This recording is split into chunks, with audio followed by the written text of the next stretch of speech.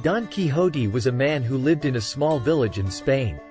He was a middle-aged gentleman who had read so many books about chivalry and adventure that he had become obsessed with the idea of becoming a knight himself. He decided to embark on a quest to find adventure and prove himself as a valiant and noble knight. Don Quixote set out on his trusty horse, Rocinante, with his loyal squire, Sancho Panza, by his side.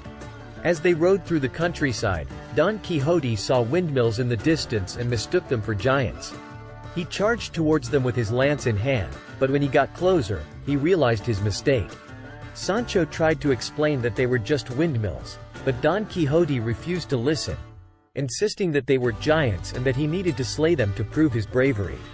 Despite Sancho's protests, Don Quixote charged towards the windmills, only to be knocked off his horse by one of the spinning blades.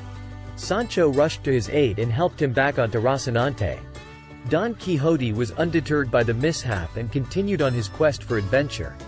Next, they came across a group of merchants traveling on the road. Don Quixote saw them as a group of knights and challenged them to battle. The merchants tried to explain that they were just peaceful travelers, but Don Quixote refused to listen.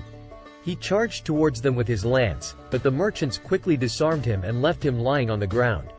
Sancho helped Don Quixote back onto Rocinante and they continued on their journey.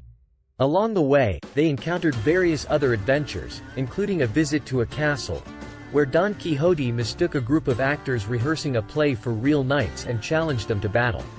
Throughout all of his adventures, Don Quixote remained steadfast in his belief that he was a noble knight on a quest for adventure.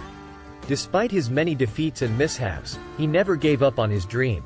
In the end, Don Quixote returned to his village, where he lived out the rest of his days. He may not have achieved the greatness he had dreamed of, but he had proven his bravery and determination in the face of adversity.